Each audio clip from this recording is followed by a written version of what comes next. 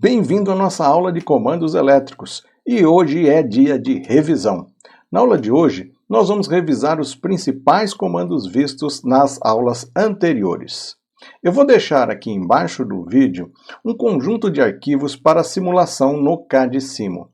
Então é legal que você assista essa aula usando o notebook, porque daí você pode simular os arquivos de comandos enquanto assiste a nossa aula de revisão.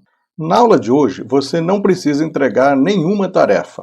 Então, bom estudo!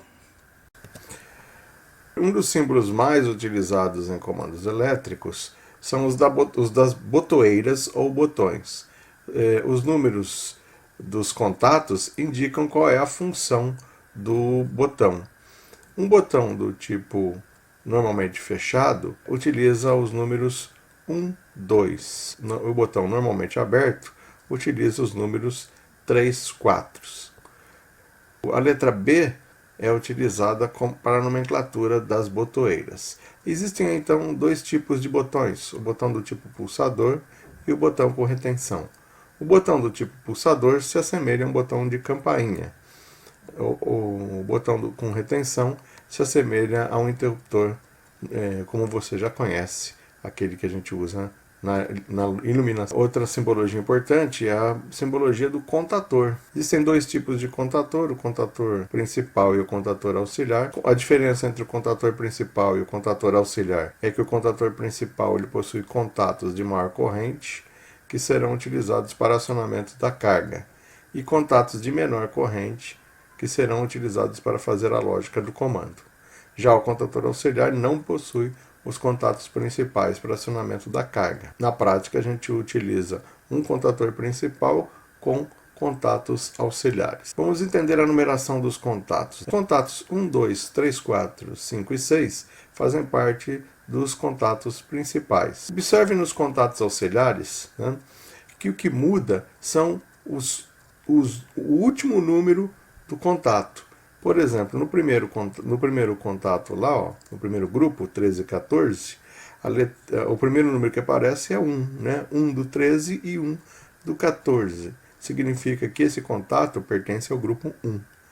No contato 21, 22, né, o primeiro número que aparece é o 2. Então significa que 2 do 21, 2 do 22. Significa que esse contato faz parte do segundo grupo de contato. No terceiro grupo de contato, temos lá o 31, 32, 3 do 31 e 3 do 32. No quarto grupo de contatos, temos 43 e o 44, 4 do 43 e 4 do 44. Então, aí nesse grupo de contatos auxiliares, eu tenho 4 grupos de contatos auxiliares. O grupo 1, que é o 13 e 14, o grupo 2, que é o 21 e 22, o grupo 3, que é o 31 e 32, e o grupo 4, que é o 43 e 44. O último número indica a função do contato. Para o primeiro contato, é normalmente aberto. E nós vimos lá nas botoeiras que para normalmente aberto a gente usa 3, 4.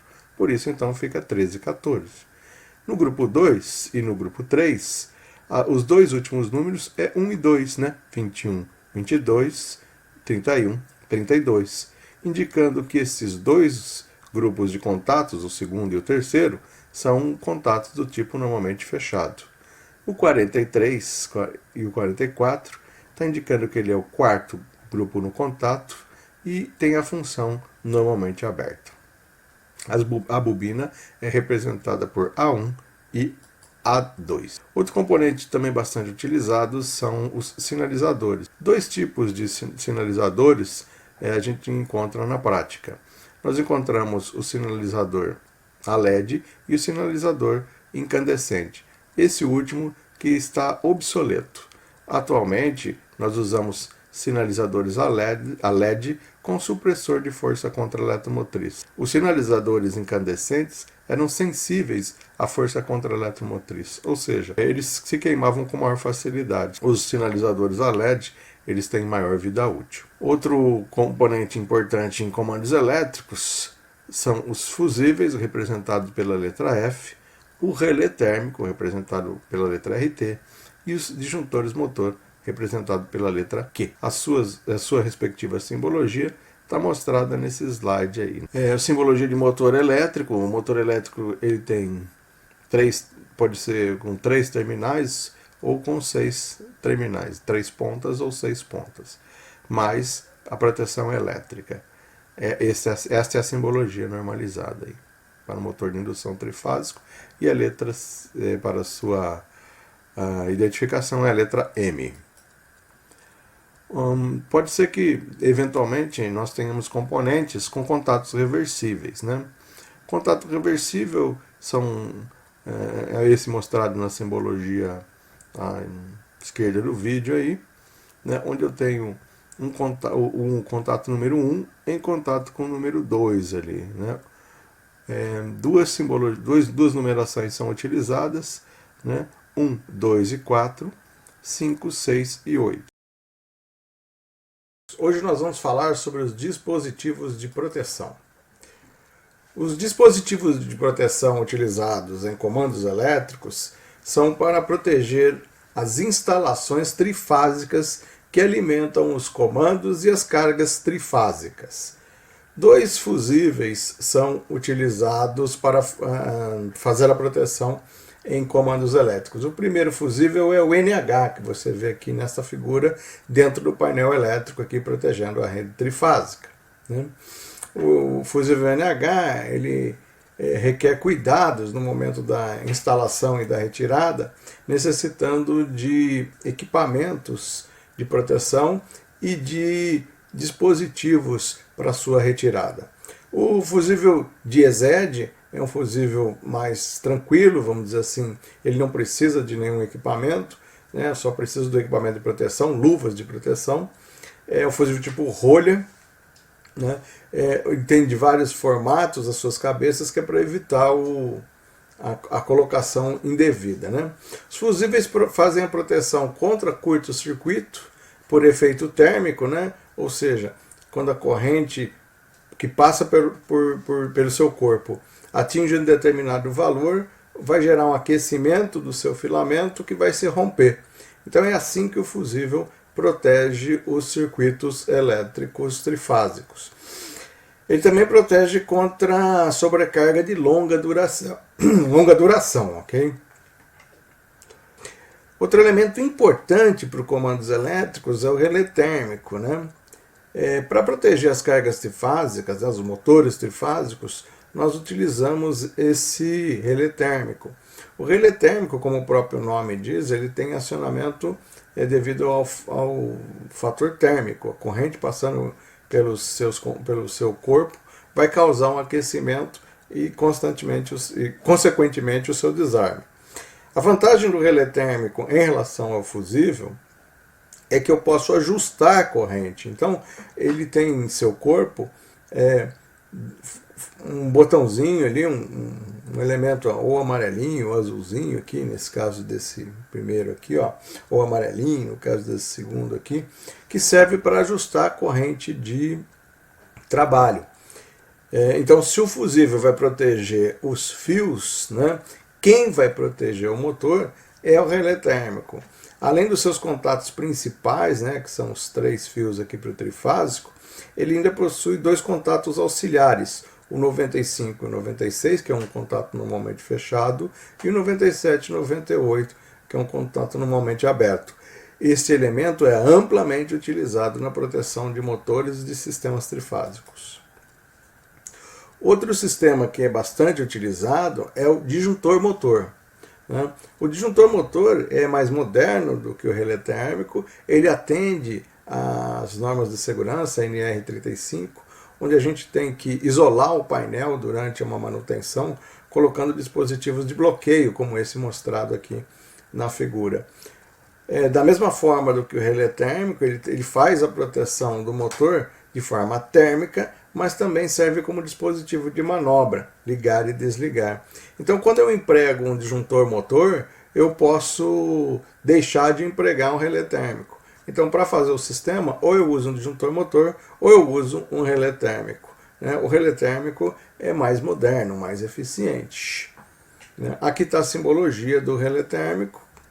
Aliás, no slide anterior tinha no slide anterior tinha a simbologia do relé térmico. Essa é a simbologia do disjuntor motor, né?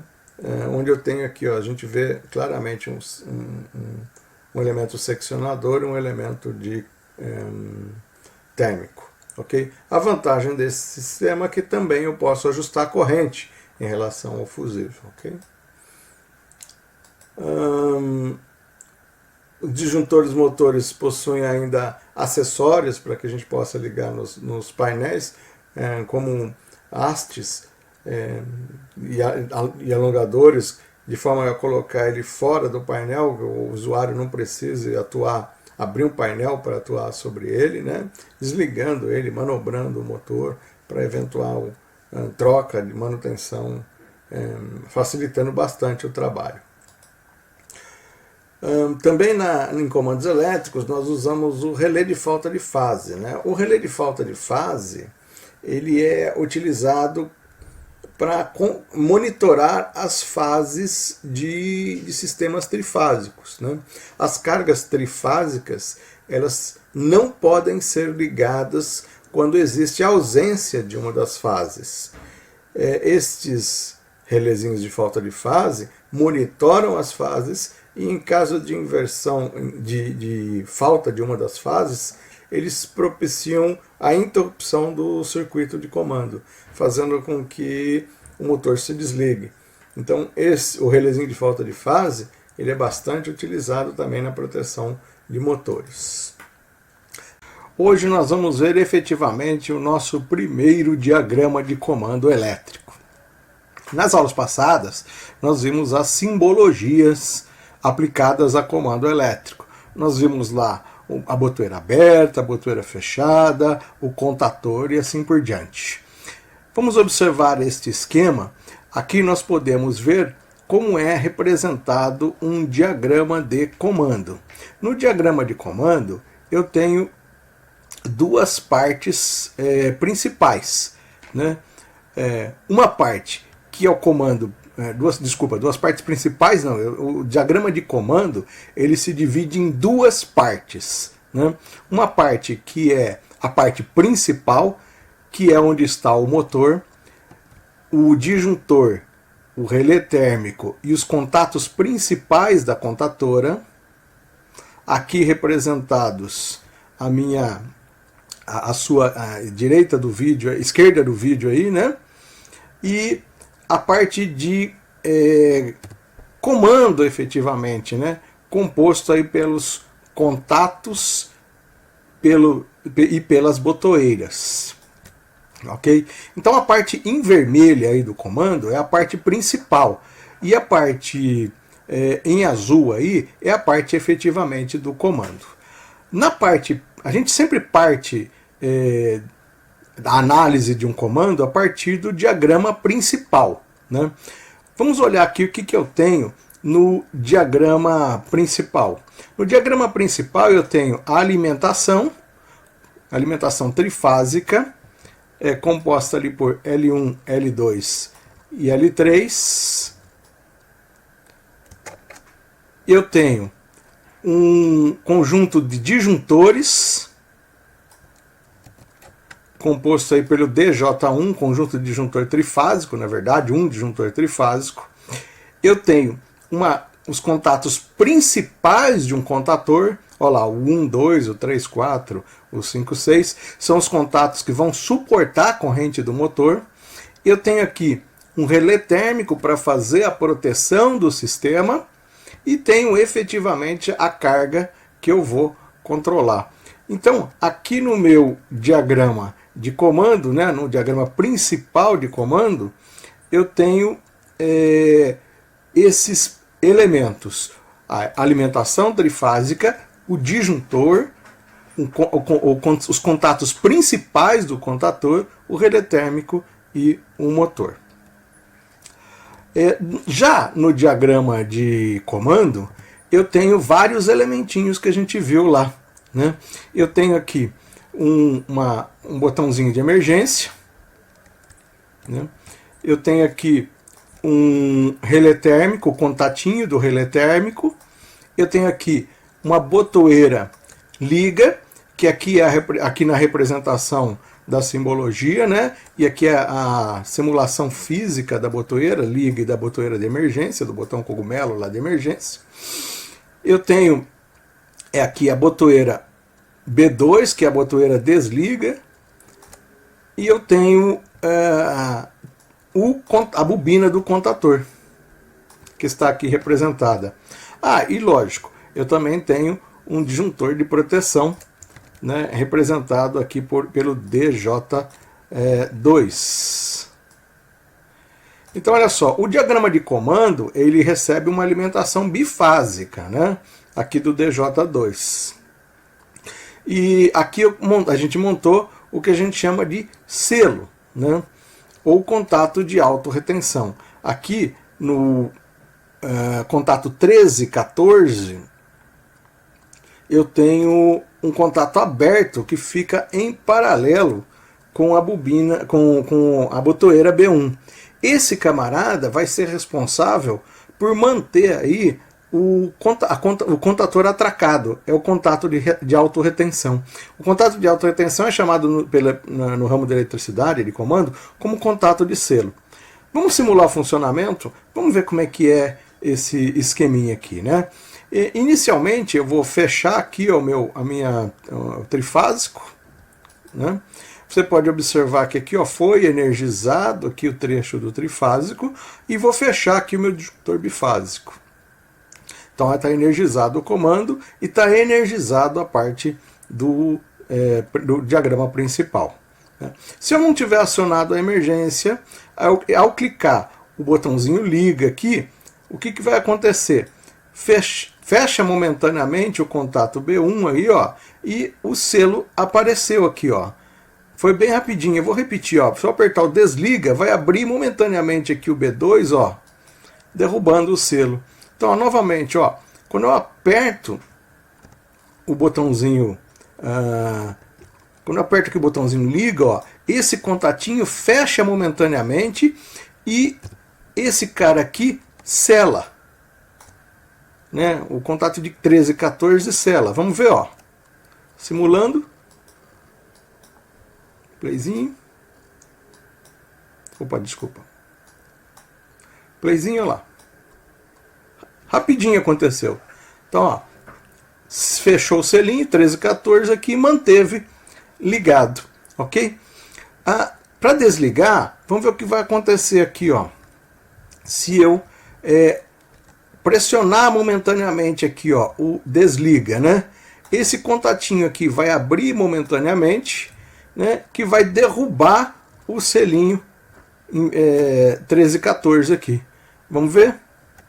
Então, eu vou apertar o desliga momentaneamente. Olha lá, quando uma pulsadinha aqui for suficiente para desligar. Então, esse é o comando mais simples que a gente pode fazer, né? Um botãozinho para ligar, um botãozinho para desligar. Professor, e as proteções, né? Com proteção aí, além dos disjuntores DJ1 e DJ2, eu tenho aqui o relé térmico, né? Se o relé térmico acionar, o comando não consegue energizar. Então aqui através desse botãozinho aqui, eu vou simular a atuação aqui do relé térmico. Então olha só, o contato 95, 96 agora está simulando aí uma falha devido à sobrecarga. Então não adianta eu querer acionar aqui, ó, o liga, né? Ó, não adianta eu querer ligar o sistema e nem desligar, nada vai acontecer, porque ele impede que o comando seja energizado, né? Quando, por ele ser térmico, né, quando o efeito térmico passar, ele rearma, aí sim eu consigo ligar, olha lá, e desligar o sistema. Se ele tiver ligado, aqui, ó, vou ligar o sistema, liguei o sistema, e aí esse contato 9596, abrir aqui, ó, vou simular ele aqui, ó, derruba o sisteminha, né? Desenergizando o comando. E se eu apertar a emergência, né? A ideia é a mesma. A emergência é o botão de retenção, né? Então tá ligado aqui meu sisteminha, né? Olha lá, vou ligar a emergência, bati na emergência, botãozinho cogumelo, ele foi acionado. Não adianta eu querer ligar, não adianta eu atuar aqui na botoeira, nada vai acontecer, né? Então aí, nosso primeiro comandinho, né? O que eu preciso guardar desse sisteminha aqui, né? Qual que é a importância aqui? Eu preciso guardar, na verdade a gente precisa aprender, decorar e até aprender a desenhar o diagrama de comando, né? Essa parte aqui, a parte principal do diagrama de comando, porque ela é igual para a maioria dos comandos de ligação direta, ela é sempre assim. Então, você vai ter que decorar essa forma, esse desenho aí, né? Da mesma forma que você decorou lá um retificador, que você decorou uma porta lógica, e também como a parte de comando, né? Como executar um comandinho, como fazer aqui um comandinho básico aí, um comandinho de partida direta. Então esse é o selo desliga dominante, né? Por que é um selo desliga dominante?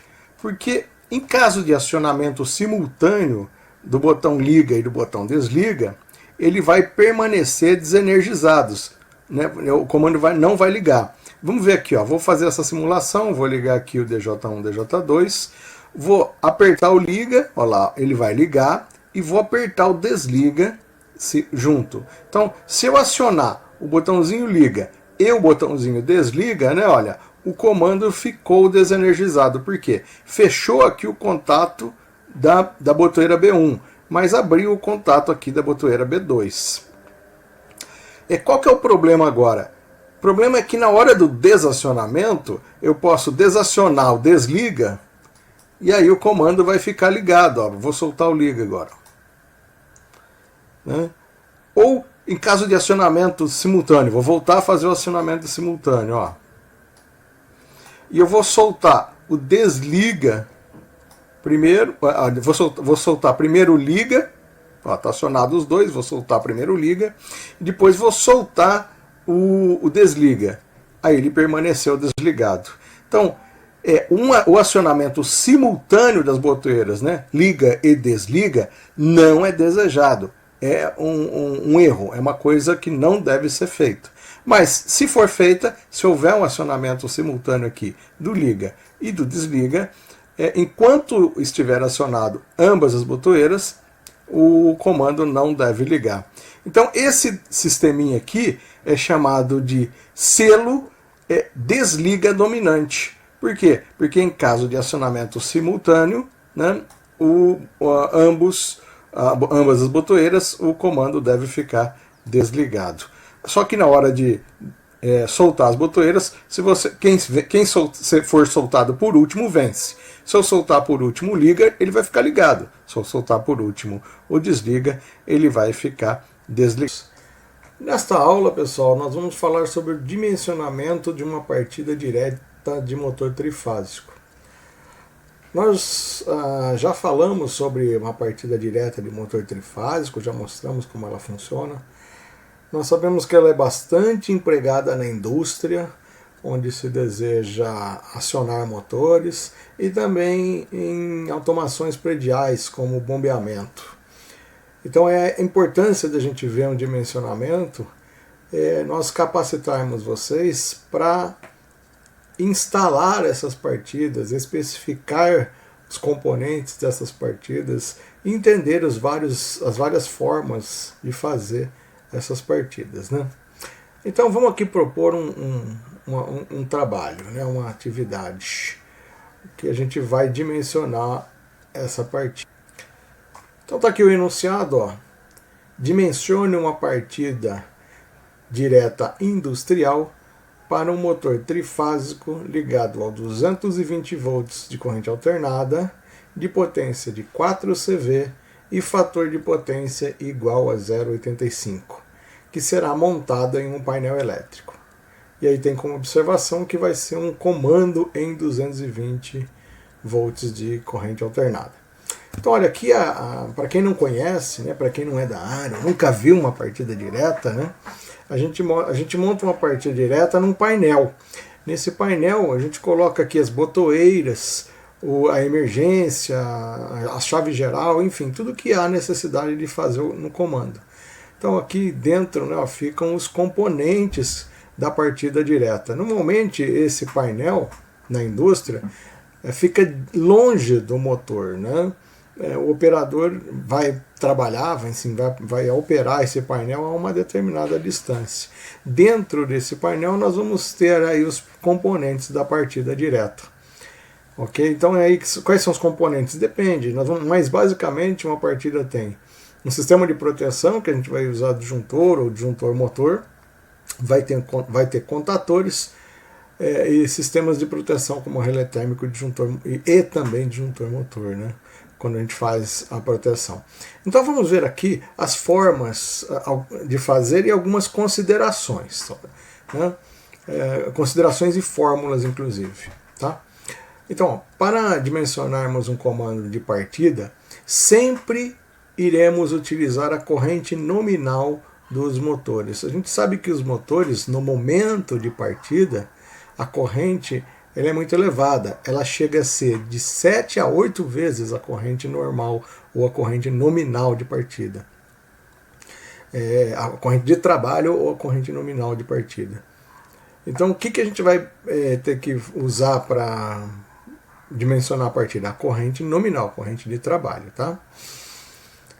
A maioria dos motores, né, tem em sua placa especificados ou em HP ou em CV. Né? Um HP é aproximadamente 735 watts. E um CV é igual aproximadamente, nós vamos considerar em nossas contas, aproximadamente 736 watts. Então, para determinar a potência em watts, né, eu vou usar uma regrinha de 3 simples.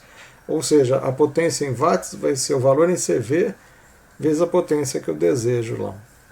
Nós vamos ver isso daqui a pouco numa continha, tá bom? A tensão de trabalho da nossa região é, na maioria das vezes, 220 trifásico. Mas isso pode mudar dependendo da aplicação. Você pode estar trabalhando num local, numa indústria, que a alimentação do painel é em 380 ou em 440. Mas casa de bomba, por exemplo, de prédio, essas coisas, normalmente é 220 volts trifásico. Então a maioria das vezes vocês vão se deparar com uma partida direta que trabalha com 220 volts trifásicos, ok? Para calcular a corrente nominal, nós vamos usar aquela velha conhecida, a nossa fórmula da potência trifásica, né? Potência, a tensão, vezes a corrente, vezes cosseno φ, vezes raiz de 3. Virando essa formulinha, nós temos que a corrente nominal é a potência dividida pela tensão cosseno φ vezes raiz de 3.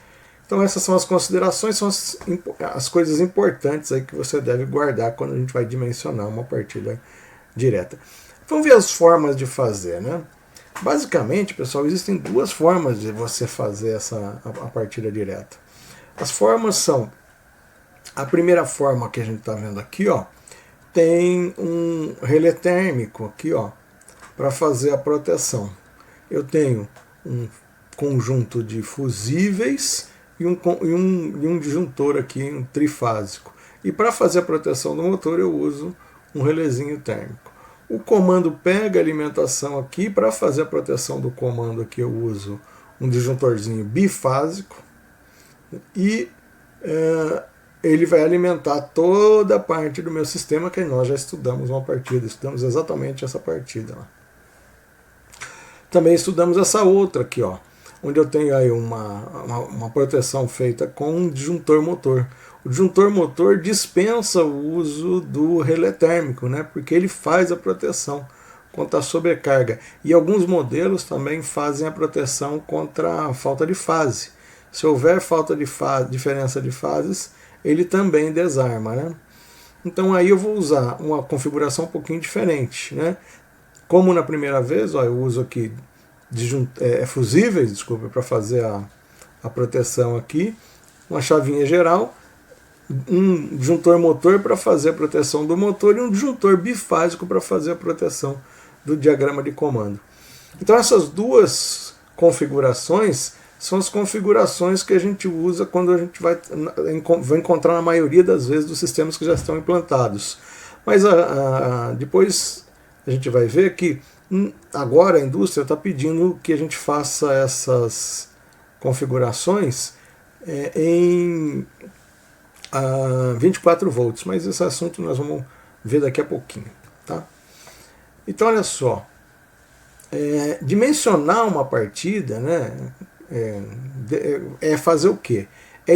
Por exemplo, vamos pegar aqui das duas formas, vamos pegar a primeira forma que a gente usa relé térmico. Né? Então, para dimensionar uma partida com relé térmico, significa o quê? Dimensionar os cabos aqui, ó, os cabos que eu vou ligar ao motor, né? Qual vai ser a bitola do cabo, né, em milímetro quadrado. Dimensionar esse fusível aqui, o fusível F1. Né? Dimensionar aqui qual é o contator aqui, o contator K1. Né? Dimensionar o disjuntor tripolar aqui, ó, o disjuntor trifásico, que eu vou colocar aqui o DJ1. E dimensionar esse disjuntor bipolar aqui, né? Ou seja, e especificar o relé térmico. Né? Então, quando eu dimensiono essa partida, eu preciso especificar cabo, fusível, contator, disjuntor tripolar, disjuntor bipolar e relé térmico. Se eu estiver fazendo uma partida direta com o disjuntor motor, então eu preciso também especificar praticamente as mesmas coisas, o que muda é que eu não tenho relé térmico. Então, em vez de especificar o relé térmico, eu vou especificar um disjuntor motor. Também preciso especificar o cabo, né, a espessura do cabo que vai alimentar aqui. Preciso especificar o fusível, o contator que vai aqui. Preciso especificar aqui, ó, o disjuntor motor, que é esse cara que vai aqui.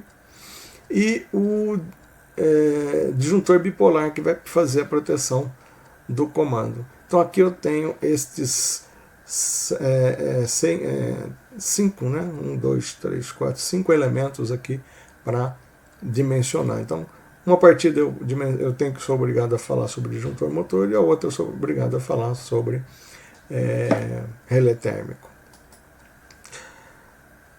A indústria também, pessoal, pede agora, atualmente, que a gente faça esses mesmos comandos, né, com 24 volts. Não é o caso do nosso exemplo aqui agora. Mas por que a indústria está pedindo, né, que a gente faça os comandos em 24 volts? É para atender as normas de segurança na área de elétrica, segurança em máquina, segurança elétrica, a NR12 e a NR10. Né? Então, mas por que eu vou usar 24 volts? Porque a gente acredita que 24 volts é um limite mais seguro do que os valores de 115 e 220 VCA que a gente estava usando nos painéis. O operador vai ter contato com as botoeiras e pode tomar choque nas botoeiras. Então, para evitar algum acidente, nós vamos diminuir então a tensão de trabalho das botoeiras, okay? E contatores. A tensão de corrente contínua também é mais eficaz em lidar com quedas de circuitos causadas por correntes altas, pois trabalha com limitadores para a proteção dos curtos-circuitos.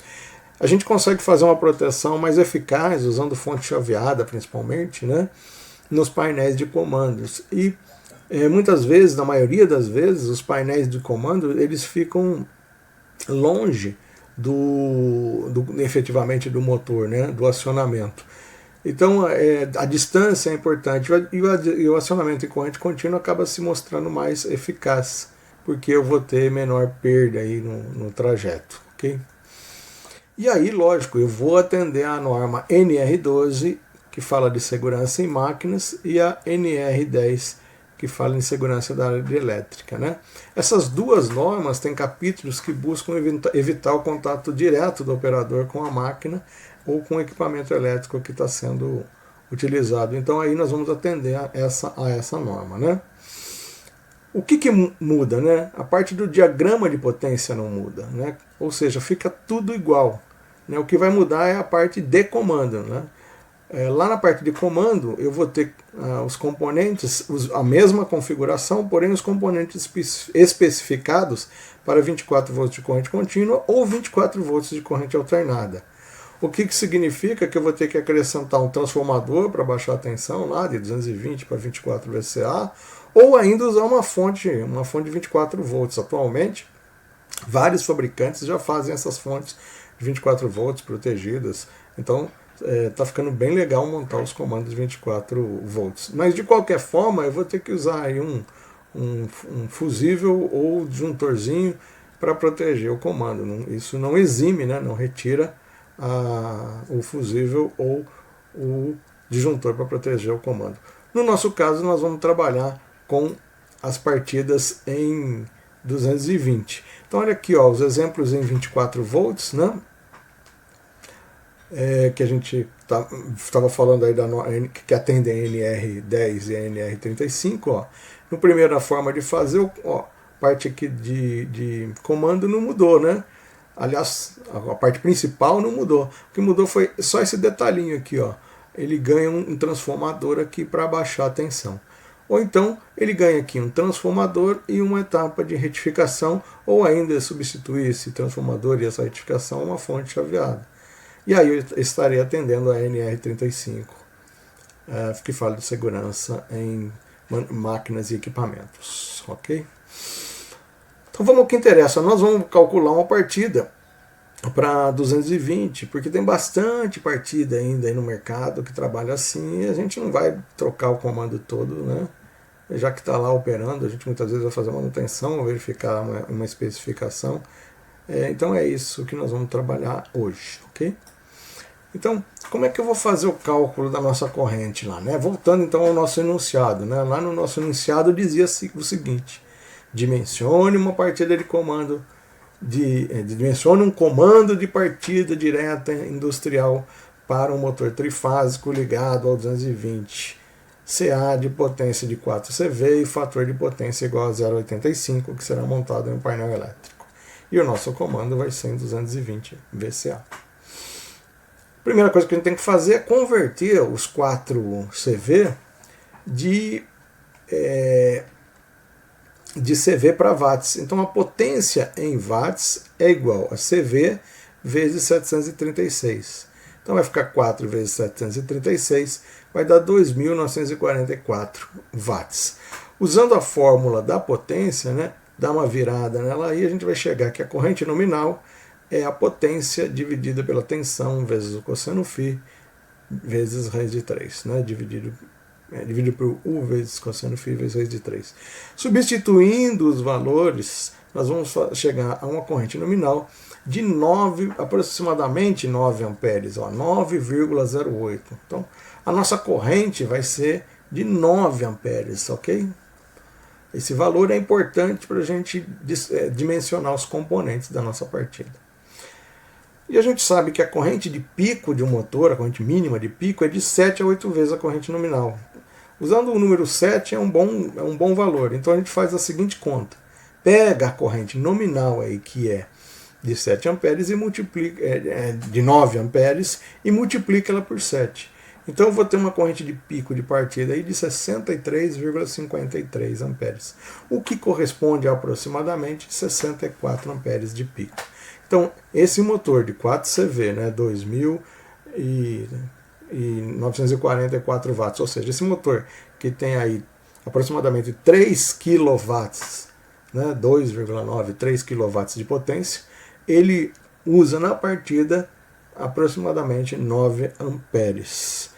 Então eu vou buscar componentes nos catálogos dos fabricantes de fios, de contatores e de componentes elétricos, esse número, o 9, ok? Primeira coisa que a gente precisa dimensionar é o fio. O fio é normalizado, né? Se nós vamos usar um fio normalizado, os fios normalizados são os fios PVC 70, ok? Eu retirei aqui da tabela da NBR 6148 os fios normalizados para o PVC 70. O fio tem que suportar a corrente de pico de partida do motor. Então, se eu observar aqui, né, nessa tabelona maior aqui, a gente vê a bitola do fio, né, qual é o milímetro, eles começam em 1,5 mm e vão terminar aqui numa seção de 500 milímetros, né. Nós vamos utilizar um fio que suporte aí a corrente de pico. Lembra lá, nossa corrente nominal era 7 e nossa corrente de pico era 64. Então eu vou precisar de um fio que suporte uma corrente de 64 amperes. O ideal seria que tenha um fator de segurança de 20%, 64 mais 20% vai dar um pouquinho mais que 64. Um fio de 16 milímetros aqui, ó, ele suporta uma corrente de 66 amperes. Então aí eu posso trabalhar com fio de 16 milímetros, né? Antigamente, os fios eram especificados em bitola AWG. Então, você pode ainda encontrar algumas tabelinhas que trabalham com AWG, né? 16 AWG não corresponde a um fio de 16 milímetros de bitola de 16 milímetros. Veja aqui, ó, nessa tabelinha, ó. Um fio 16 de bitola 16 AWG corresponde a uma seção de 1 milímetro quadrado. Então, cuidado na hora de especificar. Muitas vezes, fio 16, é 16 AWG? Não, 16 milímetros, hein, pessoal? Então, o cabo escolhido aí vai ser um cabo de 16 milímetros, ok? Mesmo porque, ó, 16 AWG suporta uma corrente máxima de 14 amperes. Ele é muito mais fininho do que um 16 milímetros, né? Então, olha aqui, o nosso cabo escolhido ficou sendo o cabo de 16 milímetros, porque eu tenho aqui que suportar uma corrente de 64 amperes lá, que a gente calculou, né? O próximo item a ser especificado são os fusíveis, né? Pelo fato do motor ter uma corrente de partida muito elevada, né, 7 vezes a corrente nominal, os fusíveis eles não podem ser fusíveis rápidos, né? Muitas vezes a gente escolhe fusíveis errado. A gente quer que o fusível, no momento de um curto-circuito, atue o mais rápido possível. Mas no motor ele não pode atuar rápido, porque se ele atuar rápido, aquele pico de corrente, né, de 3 a 5 segundos em que o motor eleva a corrente lá para a sua corrente de pico, vai acarretar a queima do fusível. Então o fusível que eu tenho que usar é um fusível que suporte a corrente de pico de partida. Então a especificação do fusível deve ser fusível com retardo, né? A gente chama de fusíveis retardados. E aí tem os dois tipos de fusíveis que a gente pode usar. A gente pode usar o fusível NH, o aspecto dele é esse aqui, ó, ele está aqui no seu suporte. Para retirar ele do suporte, aqui a gente tem uma ferramenta para retirada, que é essa aqui, né? Parece um cabo é um cabo, na verdade, né? com um elemento aqui que engata nas orelhinhas aqui do fusível para puxar ele. Então eu preciso de uma ferramenta específica para retirar. E tem o Diezed aqui, que a bitola e a cor da bolinha aqui, né, da espoletinha, vai dizer qual é a corrente dele. Lembra lá, nós calculamos uma corrente nominal de 9 amperes, ok? Então aí eu recorro às tabelas, né? Fui lá numa tabelinha de fabricante de fusível NH e descobri que o NH00C-10-500 é um fusível do tipo retardado, né? E aí o NH00C10500UR é um fusível ultra rápido. Então essa é a brincadeira, né? Eu vou ter que especificar aqui, ó, um fusível que não tem as letrinhas UR, né? Se eu for especificar um NH. E se eu for especificar um Diezed, vai ser uma corrente nominal de 10 amperes também, cuja cor vai ser vermelha, ok? Então aí eu vou especificar fusíveis de 10 amperes. Sempre vou usar a corrente nominal para especificar fusíveis. E no caso dos disjuntores agora, né, pessoal? No caso dos disjuntores, né, nós vamos trabalhar com disjuntores de classe de curva C. Né? Por que curva C? Do mesmo motivo que a gente usou fusíveis com retardo. Eles têm que suportar a corrente de pico de partida do motor.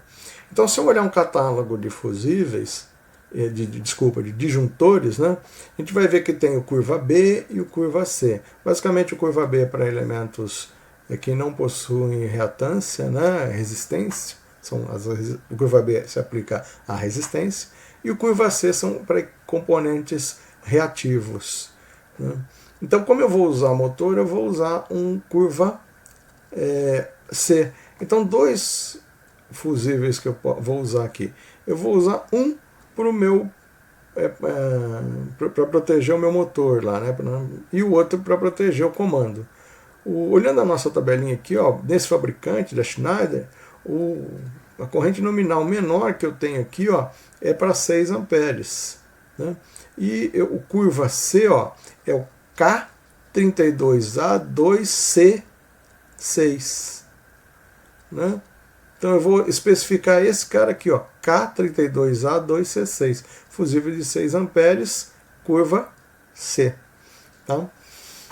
E para o tripolar, fusível, ó, de 10 amperes, K32A3C10. Você fala, professor, o senhor está especificando fusíveis e disjuntores para corrente nominal. O meu fio vai suportar 63 amperes. É isso mesmo. Então eu posso especificar disjuntores também na ordem que vão proteger o meu fio. Meu fio suporta até 66 amperes. No pico eu vou usar 64 amperes. Só que aí o que acontece? Eu vou proteger, a instalação vai ficar protegida, os fios vão ficar protegidos com os disjuntores, né? Mas para essa nossa partida aí vai sobrar a proteção. Então é preferível que você faça uma proteção mais sensível do que uma proteção para apenas contra curto-circuito, né? Já que eu tenho a proteção magnética, e por que não usá-la, né? Então aí eu vou usar disjuntores para corrente nominal, ok? Vou usar disjuntor para corrente nominal, porque de verdade ele tem que suportar o pico de partida. O que eu posso fazer é que se o meu motor estiver partindo fora da curva dele lá, ele vai consumir no momento da partida mais que 7 vezes a corrente nominal. Então, ao invés de usar um fusível de 10 amperes aqui, eu posso usar um fusível de 16. Mas aí é só depois que você instalou mesmo e viu se a máquina está partindo corretamente. Mas no nosso dimensionamento, né, físico, nós vamos dimensionar aí para corrente nominal, ok? O próximo componente que a gente vai ver é o contator.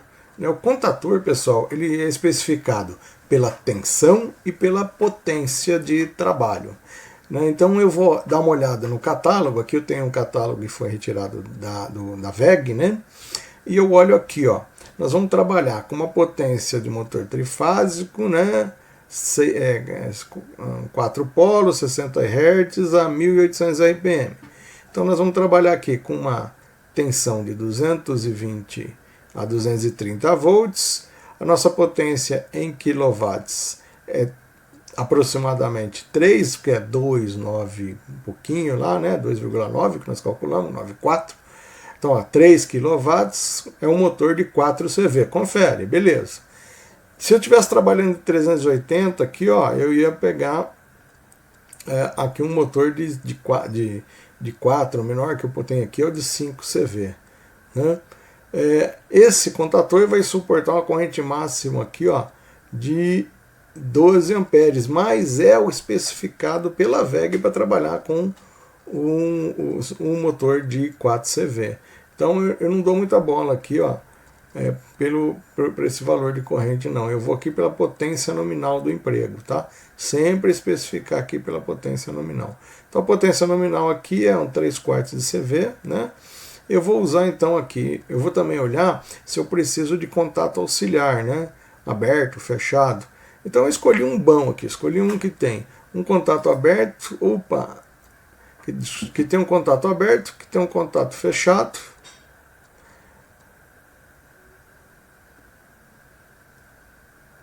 Então eu escolhi um bom aqui, ó. Um que tem um contato aberto, um que tem um contato fechado e que ele tem a possibilidade de colocação de bloco auxiliar aí, tá? Então eu olhei aqui no catálogo e vi esse CWM121130. Então como é que eu especifico então esse cara, né? Especifico pela potência e pela tensão. Então eu vou trabalhar contator de 3 kW, 4 CV, para trabalhar em 220 volts.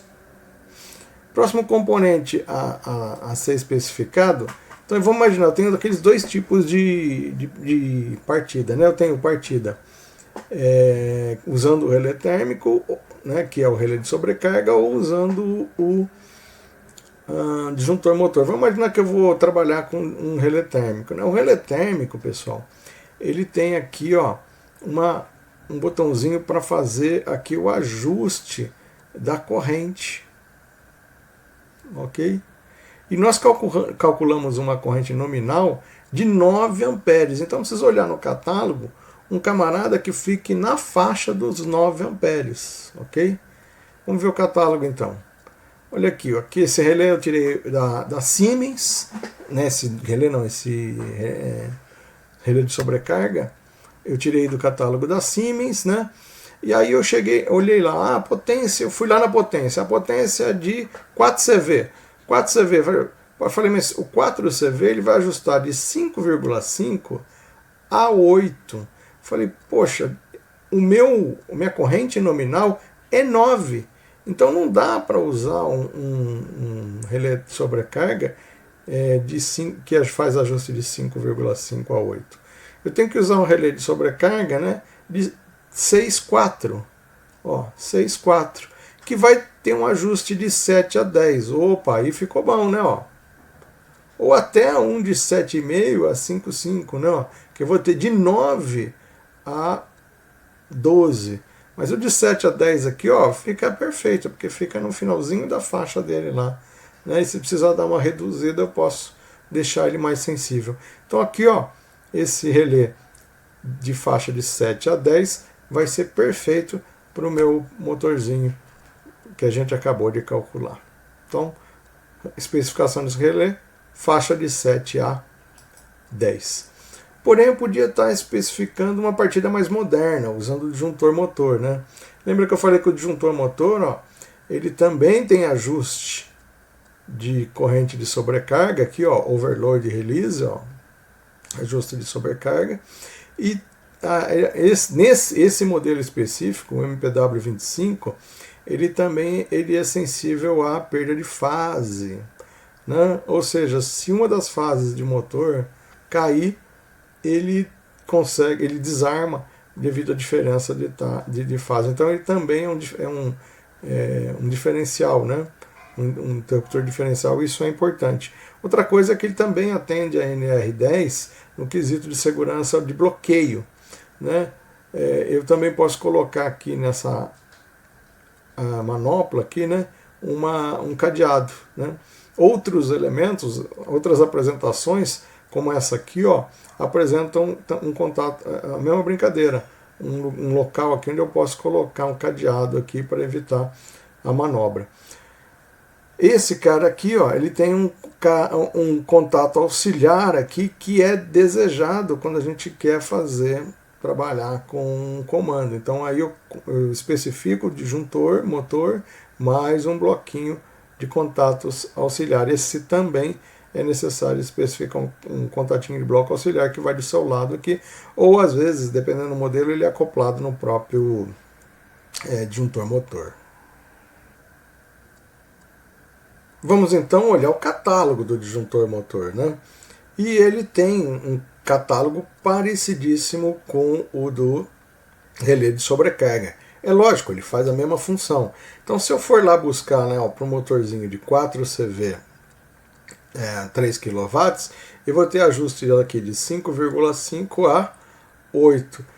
Mas não vai dar certo, porque nós calculamos para a nossa partida com aquele fator de potência 9.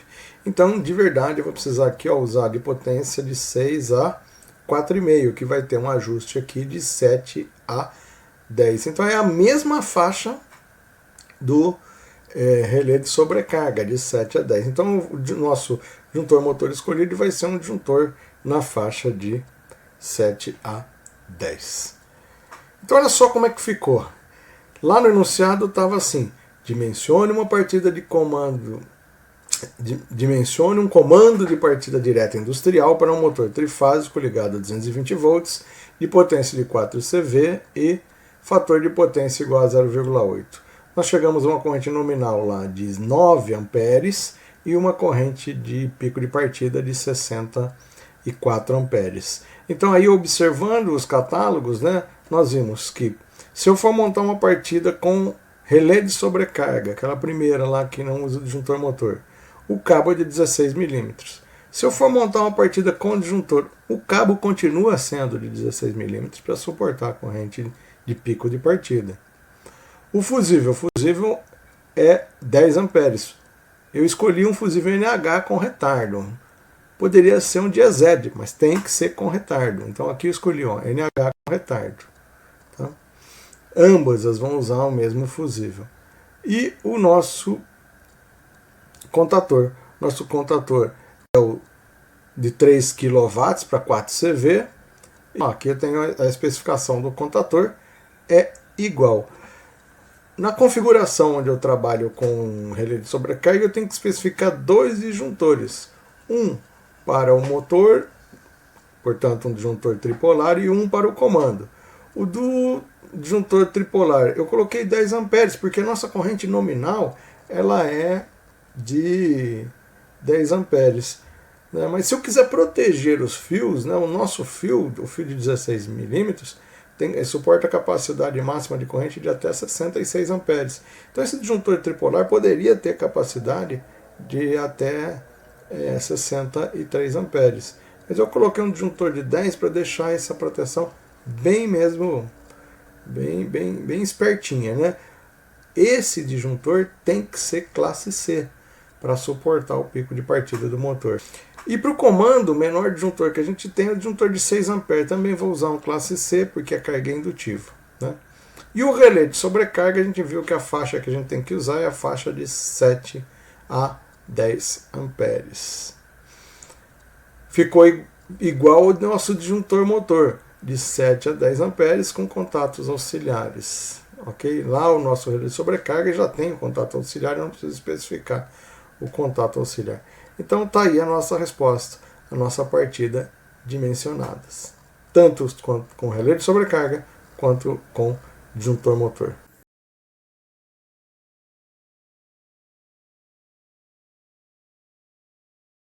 Então, para uma reversão de motor trifásico, nós devemos usar o intertravamento de contatos do contator, que é mais seguro, uma vez que o contator que vai atracar o fará apenas se o contator que não vai atracar estiver solto. Né? Veja aqui, não há possibilidade de K2 entrar se K1 estiver ativado. Acionou a bobina de K1, aqui vai abrir, K2 não vai entrar nunca mais. Né? Não é que nunca mais, mas não vai impedir que K2 entre. Se K2 estiver aqui acionado, ele abre aqui impedindo que K1 entre. Ou seja, esse é o intertravamento da reversão. Como é que então fica isso, né, de forma completa? Né? De forma completa, eu vou precisar criar um selo para fazer o motor virar no sentido horário, criar um selo para fazer o motor virar no sentido anti-horário e intertravar esses selos. Então, uma partida direta com reversão, na verdade, ela é composta de 2 selos, duplo selo, e pelo intertravamento de K1 e de K2. Vamos olhar em partes aqui o nosso circuito, nós vamos perceber o seguinte. Em cima aqui da bobina de K1, eu tenho um contato fechado de K2. Esse é o intertravamento. Olha aqui, em cima da bobina de K2, eu tenho contato fechado de K1. Esse é o intertravamento. Então, esse contato fechado que está em cima da bobina de K2 é o intertravamento de K1. E esse contato fechado que está em cima da bobina de K1 é o intertravamento de K2. E o selo, pessoal? O selo a gente já viu nas aulas anteriores, ele fica em paralelo com a botoeira. Então, olha aqui, B1 vai ligar um selo, aqui de K1, em paralelo com ele, para ele virar no giro no sentido horário. E do lado de cá, B3 tem em paralelo K2, aqui o contato de K2, que é o selo. Então K2 aqui em paralelo com B3 vai fazer o selo para girar no sentido anti-horário. E aqui K1 em paralelo com B1 vai fazer o selo para virar no sentido anti-horário. É lógico que se eu quiser derrubar o selo, eu preciso interromper momentaneamente a ligação. Então aqui eu tenho um botãozinho de stop que vai fazer a interrupção momentânea, derrubando aí ambos os selos, fazendo o sistema parar. Eu ainda tenho um botão de emergência e tenho aqui os contatos de proteção dos relé térmicos 1 e 2. O relé térmico 1 num giro e o relé térmico 2 para o outro giro. Na parte de potência tem um geral, né, aqui o Q1. Entrando aqui nesse vermelho aqui, esse traço vermelho, entra aqui em K1 a L1, ó, e observa que ele entra também aqui na fase 2, no K2 aqui, ó, no 1 de K2. Mas a hora que ele sai aqui, ó, no pino 2 do relé térmico, ele entra aqui no pino 6, ó, né? Ou seja, é exatamente a inversão da fase. Nós está invertendo aí a L1 com a L3. A L2 se manteve, a L2 entrou aqui no pino 3 aqui, no pino 3 aqui, no 4 aqui, no 4 aqui. Ou seja, eu inverti aqui o 2 com o 6, né, e o 6 com o 2. Então esse é um esquema de uma partida direta com reversão. O primeiro assunto que a gente vai ver é por que utilizar uma partida estrela-triângulo, né? Durante a partida, a corrente de pico de um motor pode chegar de 7 a 8 vezes a sua corrente nominal. Por esse motivo, a partida direta de motores trifásicos é permitida para até 4 CV, que dá aproximadamente aí 2.944 watts, ou seja, até 3 kW. Para potências acima de 3 kW aproximadamente, nós não podemos partir porque pode desarmar proteções, pode causar danos às instalações elétricas, né? A partida direta ela causa uma queda de tensão significativa e isso pode afetar as outras cargas conectadas à rede de alimentação. Por isso é que a gente vai lançar mão aí de artifícios para reduzir a corrente de partida dos motores. Duas soluções são possíveis. Nós podemos utilizar dispositivos eletrônicos, como soft starts e inversores, só que o problema do soft start e do inversor é o custo, o alto custo de implantação, o alto custo de manutenção. No caso de uma queima de um soft start, eu tenho que trocar o equipamento praticamente inteiro, ele dá pouca manutenção. Já uma partida estrela-triângulo tem menor custo. Basta fazer um comandinho, colocar dentro de um quadro e eu posso começar a usar. Se alguns dos componentes tiver aí defeito, nós podemos substituí-lo com um custo bem menor.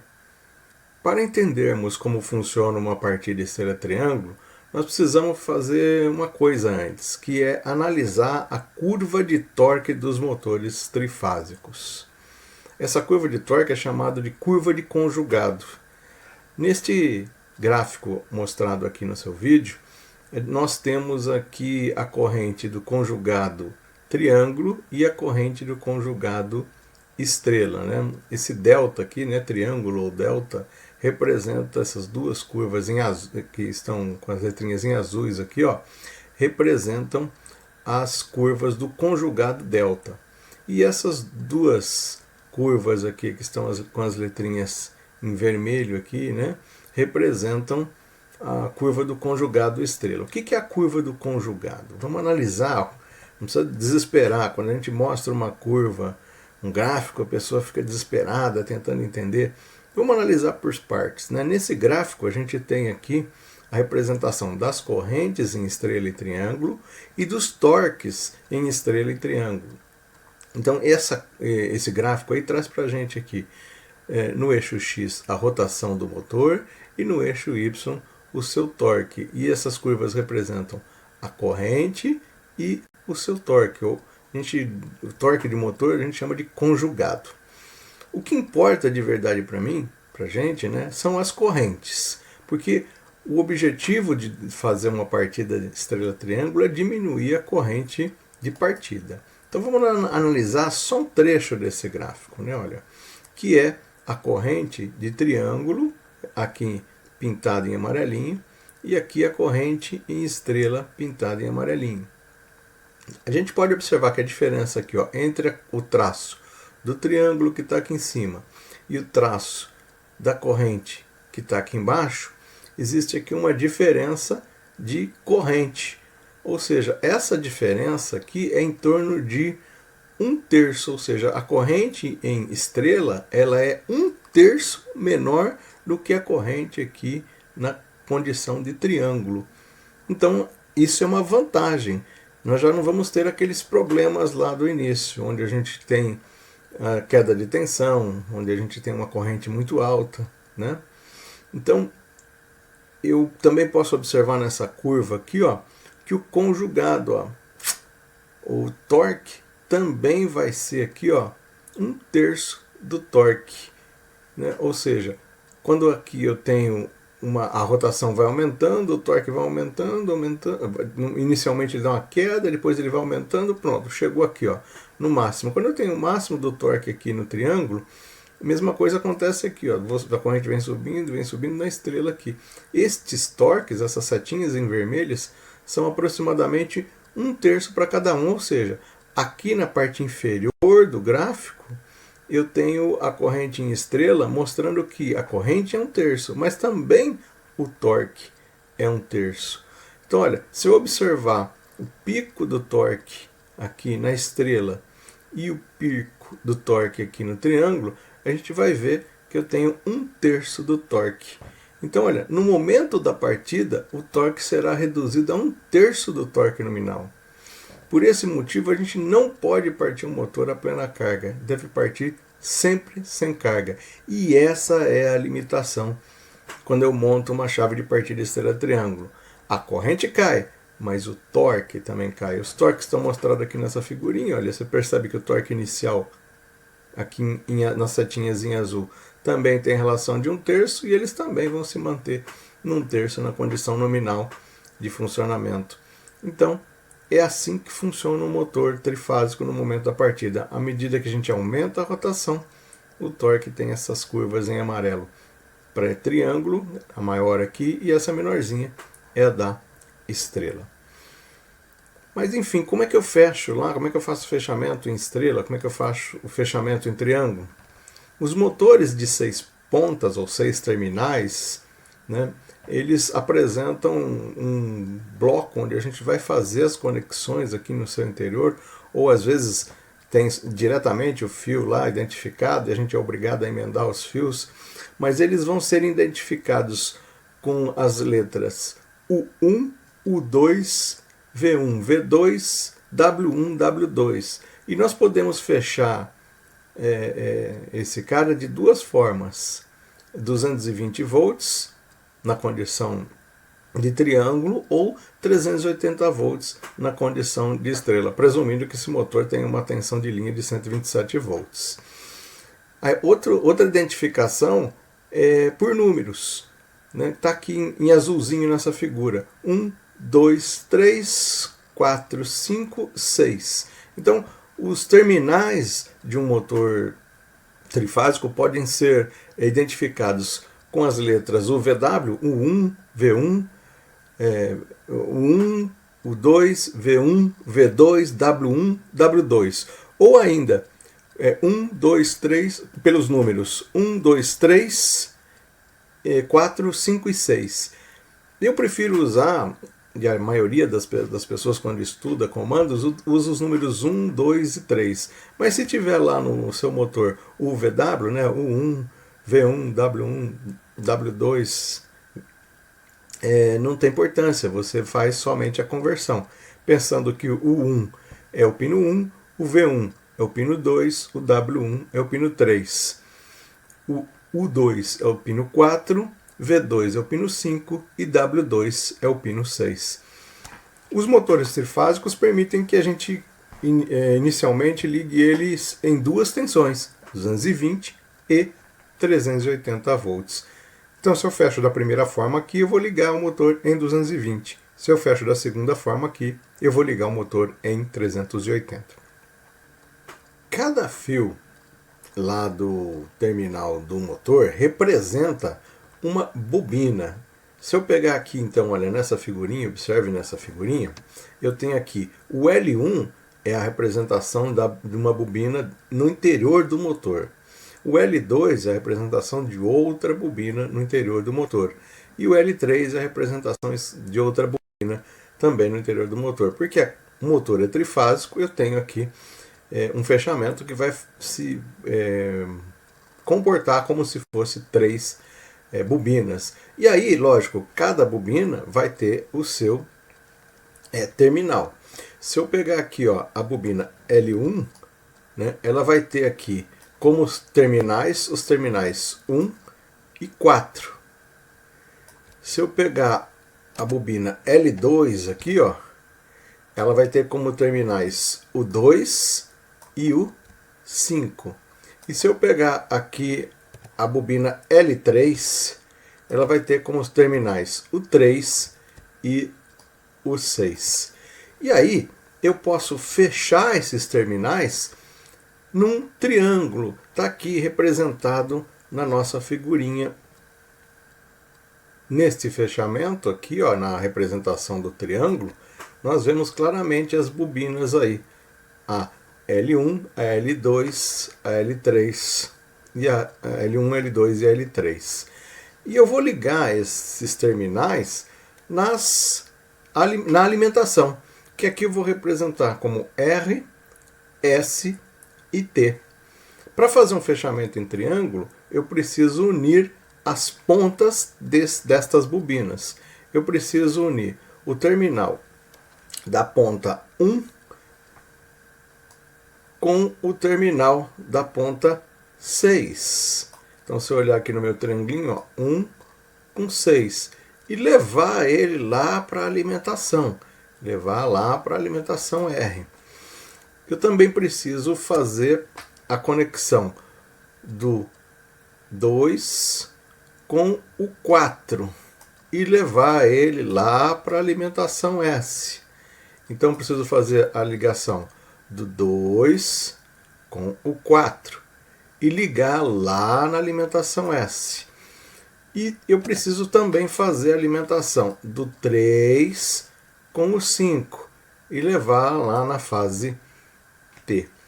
Ou seja, para a gente fechar um motor trifásico, eu preciso fazer esse fechamento aqui. Se eu quiser ligar ele em 220, no esquema triângulo, levar a fase R e ligar no 1 com 6, levar a fase S e ligar o 2 com 4, levar a fase T e ligar o 3 com o 5. Então, lá no motor, fica com esse aspecto aqui, né? O motor tem 6 terminais, e aqui está representado em vermelho a fase da L1, ou da R, em azul a fase da L2, a S, e em preto aqui a fase da L3. O azul aí não é que eu vou ligar ele no neutro. Nada disso, aqui é só uma representação para você entender o fechamento. Então, se eu quiser fechar um motor em triângulo, o que eu preciso fazer? Eu preciso usar essa combinação aqui. Isso vai fazer com que eu possa ligar o meu motor em 220. Já, se eu quiser ligar ele em estrela, o que muda? É a mesma coisa. As 3 bobinas estão representadas aí, L1, L2 e L3. E eu vou ter que fazer o seguinte fechamento. Vamos prestar atenção aqui no nosso fechamento.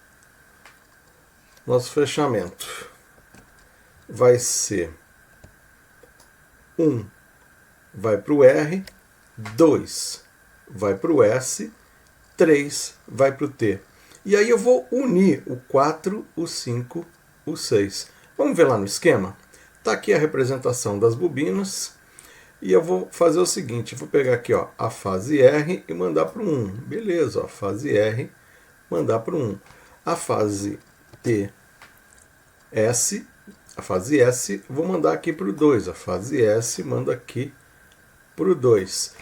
E a fase T aqui, vou mandar para o 3. Muito bem, fase T para o 3. Sobrou lá as outras 3 pontas, a 4, a 5 e a 6. Então eu vou unir aqui a 4 com 5 e com a 6. Pronto, esse fechamento é um fechamento do tipo estrela. Como é que fica então lá no nosso motor?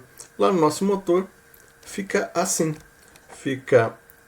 Eu levo uma das três, levo cada ponta, né? A 1 para L1, a 2 para L2, a 3 para L3 e junto todo mundo lá embaixo, a 4, a 5 e a 6. Então essa é a ligação estrela lá no meu motor trifásico. Como é que eu vou fazer isso? Eu vou fazer na mão? Eu vou juntar os fios lá? Não. O comando é que vai fazer isso. E para fazer isso, eu vou precisar de 3 contatores. Vamos dar uma olhadinha aqui como é que a gente faz. Esse é um esqueminha onde eu tenho aí os 3 contatores que vão fazer essa comutação para mim. Ou seja, inicialmente nós vamos partir o motor na configuração estrela. 3 segundos depois, nós vamos levar ele para a configuração triângulo. Nós vimos nos slides anteriores que para fazer a configuração estrela, eu preciso fechar o L1 com 1, o L2 com 2, o L3 com o 3 e unir aqui o 4, o 5, o 6. Isso acontece quando eu ligo 2 contatores. Quando eu ligo o contator K1 e quando eu ligo o contator K3, esses contatores vão ser responsáveis por fazer o fechamento. Observe aqui, se eu pegar aqui em vermelhinho, ó, o L1 entrou no 1 do motor, pegar aqui em marronzinho, ó, o L2 entrou no 2 do motor, e aqui o L3 no pretinho, ó, entrou no 3 do motor. E aí, ó, as outras 3 pontas que sobraram, o 4, o 5 e o 6, vão entrar aqui no contator e vão se unir aqui, ó, através dos terminais de saída aqui, ó, no contator. Então essas 3 pontas vão ser unidas aqui. Então aí eu fiz um fechamento do tipo estrela para esse contator, para esse motor. 3 segundos depois, olha só o que vai acontecer. E eu vou ter que, nós já vimos nos slides anteriores, que para comutar em triângulo, eu vou ter que unir o L1 com 1 e com o 6. Então vamos ver aqui, ó, o L1 em vermelho aqui entrou no 1 e também, ó, através do contator K2, ele entrou aqui no 6. Se anteriormente eu tinha usado K1 e K3, agora eu vou usar K1 e K2. Então olha aqui, ó, se eu fechar K1 e K2, quando eu fecho K1, eu uni aqui em amarelinho. E aqui, quando eu fecho K2, eu uni aqui, ó, esse vermelhinho no pino 6. Ou seja, eu fechei aqui o 1 com o 6. Quando eu acionei K1 e acionei K2. Ou seja, quando eu aciono K1 e K2, eu faço os fechamentos 1 com 6, 2 com 4 e 3 com 5. Então eu coloco esse motor na condição triângulo. Para partir o motor, então, olha só o que vai acontecer. Inicialmente eu preciso colocar em estrela, fazer um tempo de 3 segundos e depois levar ele para configuração triângulo. Inicialmente entrou K1 e K3 e depois entrou K1 e K2. Então essa é a sequência do comando. Na partida entra K1 e K3 inicialmente, 3 segundos depois vai entrar K1 e K2. É assim então que os contatores fecham em estrela inicialmente e depois triângulo. Tem uma coisa que a gente tem que observar quando a gente vai fazer a partida estrela-triângulo nesse diagrama de funcionamento aí da parte de potência da parte principal. Não deve entrar os contatores K1 e K3 simultaneamente. Se isso acontecer, nós vamos colocar as fases em curto, ou seja, se K3 armar juntamente com K2, as fases ficarão em curto. Olha aqui no nosso diagrama, entrou K2 e entrou K3. Se a gente observar aqui, você vai ver que a fase em vermelho entrando aqui, o L1, ó, passou pelo K2, passou pelo K3 e foi se unir aqui com as duas outras fases que vêm de lá do meu sistema.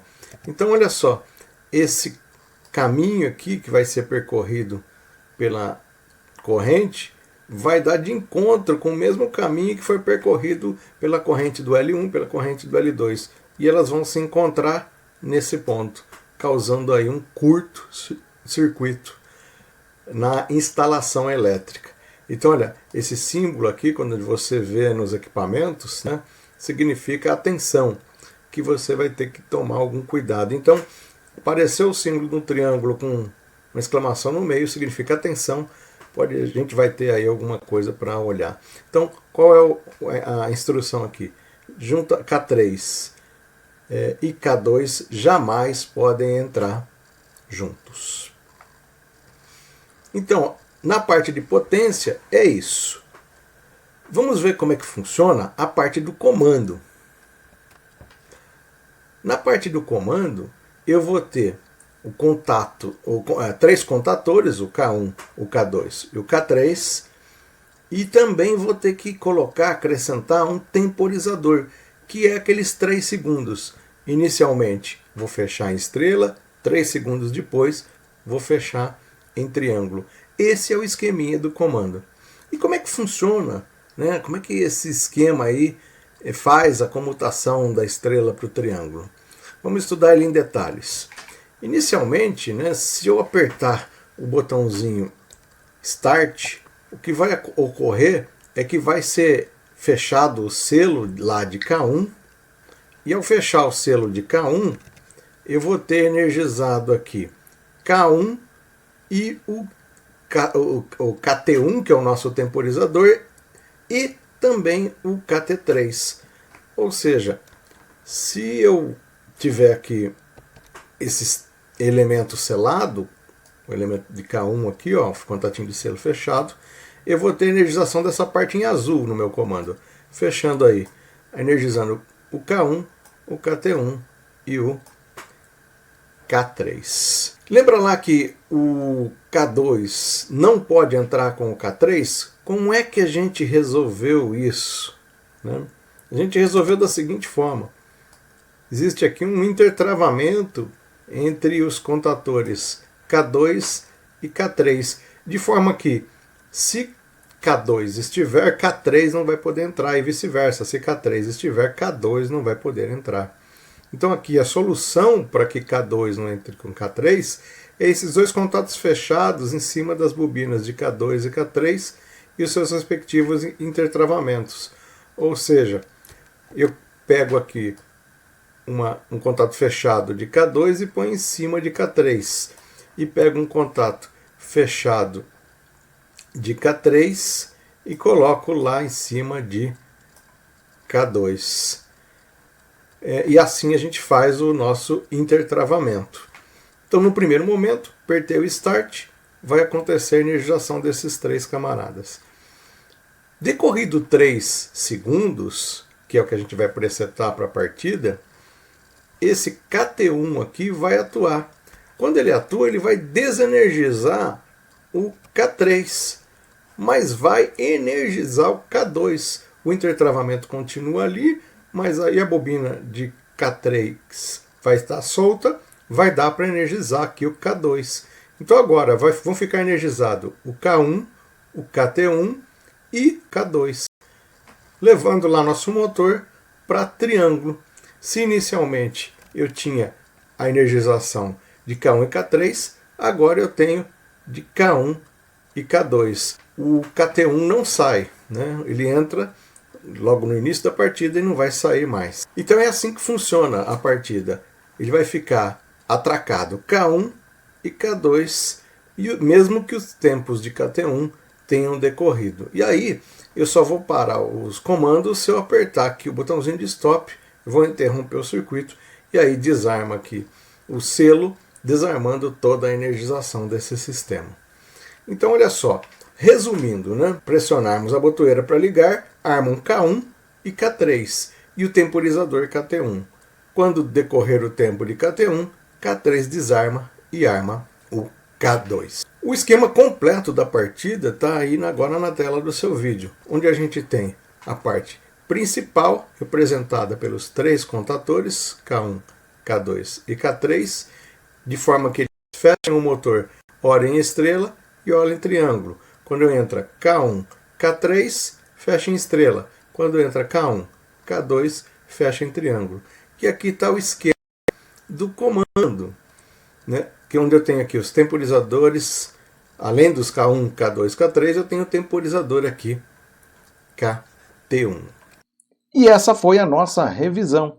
Eu espero que você tenha gostado da aula de hoje e até a próxima.